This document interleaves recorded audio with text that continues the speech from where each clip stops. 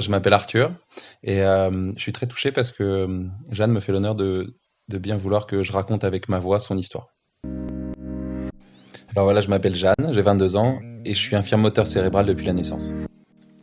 Je peux pas parler, je peux pas marcher, mais ma tête, elle fonctionne très bien pour penser comme n'importe quel individu. Pourtant, le manque de la parole m'a pénalisé pendant de nombreuses années, que ce soit dans le système scolaire comme dans le monde médical. À l'âge de 13 ans, je me suis fait opérer d'une luxation de hanche. Et c'est cette histoire que j'aimerais vous raconter dans les prochaines semaines.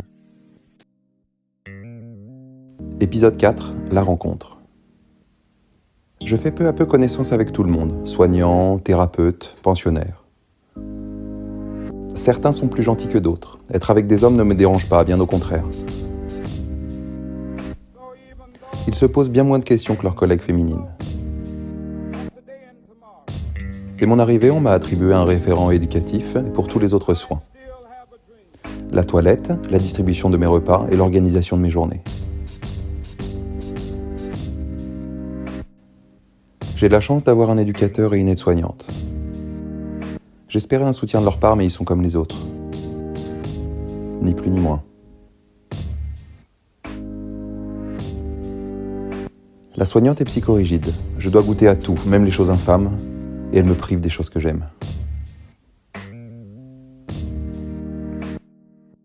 C'est du genre aussi à critiquer ma mère.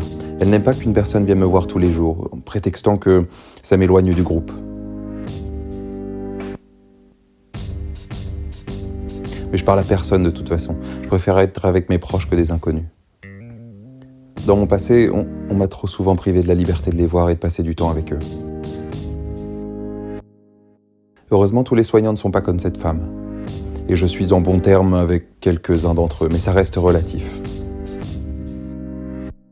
C'est ce dont j'ai le plus besoin pour continuer le combat. Il y en a une qui me comprend très bien, mais elle, c'est une pensionnaire. Elle a une quinzaine d'années. Elle est bien différente de moi, mais elle a un grand cœur. Quelquefois, on traîne ensemble des journées entières. Très patiente, elle a trouvé un moyen pour communiquer avec moi. J'appelle ça le plan B. Elle récite les lettres de l'alphabet et je lui fais signe quand elle donne la bonne. C'est une astuce efficace pour papoter des heures. Elle aussi connaît très bien tous ces protocoles hospitaliers qui lui gâchent sa vie d'adolescente. On se raconte nos drôles de vie et petit à petit, on devient amis. Nos retrouvailles sont toujours très intenses, comme si on ne s'était jamais quittés, comme une chaîne invisible attachée à nos poignets. Avec elle, je me sens bien. Je suis loin des regards apitoyants ou des regards noirs comme avec les autres. Elle sait trouver les mots pour décrire ma différence à ses amis. Avec le temps, un lien fort s'est créé entre nous. C'est comme ma grande sœur de cœur. Sa force de caractère me pousse vers l'avant, et je nous fais la promesse de sortir bientôt de ce manoir presque hanté. Quand j'ai envie de me refaire une petite beauté devant le miroir, elle m'emmène volontiers dans sa salle de bain. Je suis admiratif de son empathie. Au final, on se ressemble pas tant que ça.